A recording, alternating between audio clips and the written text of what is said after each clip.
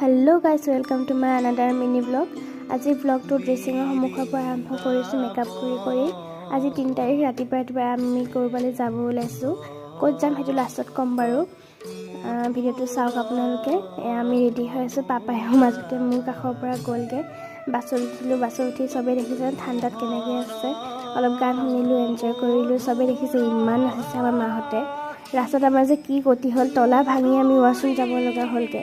তাৰপিছত আমি গৈ পাই মন্দিৰ দৰ্শন কৰিলোঁ। ক'ত গৈছোঁ কোৱাই নাই নহয়। আমি গৈছোঁ মঙ্গলদৈ খতৰা সত্ৰত। তাৰপিছত খতৰা সত্ৰত পূজা কৰি ওচৰতে আছে ৰত্নাৱলী মন্দিৰ বুলি, তাতে গ'লোঁ।